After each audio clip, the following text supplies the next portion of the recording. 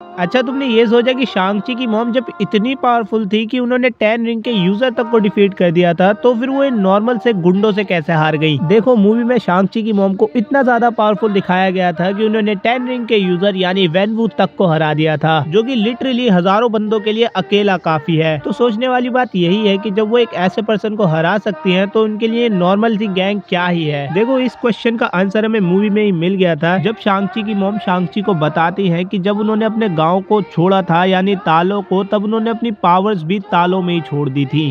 क्या आप अभी वो सब कर सकती हो मॉम? मैंने तो अपनी शक्तियाँ तालों में ही छोड़ दी थी।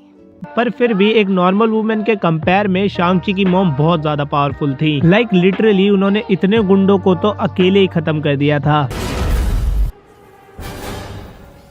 क्या तुमने ये सोचा कि जब रियोट के पास पूरा मौका था एडी की मुंडी खाने का, तो उसने ऐसा क्यों नहीं करा और बस एडी को मरा हुआ ही क्यों छोड़ दिया, जबकि उसे ये पता था कि वेनम उसे अभी भी जिंदा कर सकता है? और बाद में उसने वेनम से ये क्यों कहा था?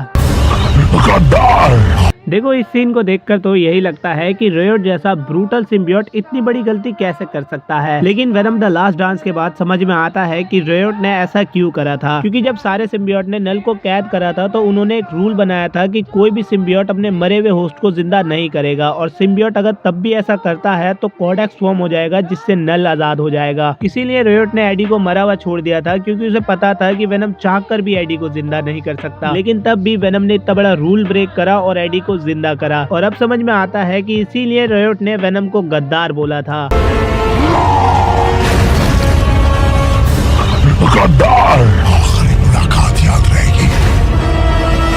क्या तुम्हें पता है शांग-ची की मूवी में हमें डेडपूल भी देखने को मिलने वाला था? तो जिस रिंग में हमें वोंग वर्सेस अबोमिनेशन की फाइट दिखाई गई थी, उसी रिंग में हमें डेडपूल वर्सेस प्रॉक्सिमा मिडनाइट की भी फाइट दिखाई जाने वाली थी, जो कि तुम इस शांग-ची मूवी के कॉन्सेप्ट आर्ट में देख ही सकते हो। पर बाद में इस आइडिया को मूवी से हटा दिया गया। इसके अलावा आयरन मैन 3 में दिखाई गई टोनी स्टार्क की iron legend army infinity war में वापस दिखाई जाने वाली थी। इन्फिनिटी वॉर में आयरन मैन की आयरन लेजेंड आर्मी को दोबारा से दिखाया जाता, जो कि तुम इस कॉन्सेप्ट आर्ट में देख ही सकते हो। और एंड गेम में दिखाया थेनोस का डेथ सीन भी थोड़ा सा अलग होने वाला था। इस कॉन्सेप्ट आर्ट के अकॉर्डिंग थेनोस इन्फिनिटी गॉन्टलेट को अपने सामने रख के शांति से बैठा होता, एंड यहाँ पे थेनोस मेडिटेशन कर रहा होता, और एंड गेम की तरह ही बचे हुए सुपर हीरो आके थेनोस को खत्म करते। लेकिन इन दोनों ही आइडियाज को मूवी से हटा दिया गया। क्या तुमने ये सोचा कि जब कोडेक्स वेनम की फर्स्ट मूवी में ही बन गया था, तो फिर कोडेक्स लेने के लिए नल ने इतने टाइम बाद क्यों जेनोफेज को भेजा? देखो, इस क्वेश्चन का आंसर छुपा है वेनम 3 के डिलीटेड सीन में। तो इस सीन में जब एडी स्पाइडरमैन के यूनिवर्स से अपने यूनिवर्स में जाता है, तो वो एक डार्क वर्ल्ड में होता हुआ जाता है, और डार्क वर्ल्ड में तो तुम्हें पता ही है कौन रहता है। अब जैसी एडी इस डार्क वर्ल्ड के अंदर आता है, तब वो तुरंत वेनम बन जाता है। तब वहाँ पे एक जेनोफेज मौजूद होता है, जो कि वेनम के अंदर कोडेक्स को ट्रैक कर लेता है, जिसके बाद कहीं जाके नल को पता चल जाता है कोडेक्स के बारे में। इसीलिए नल इतने टाइम तक शांत बैठा हुआ था, क्योंकि उसे अभी तक पता ही नहीं था कि कोडेक्स बन भी चुका है।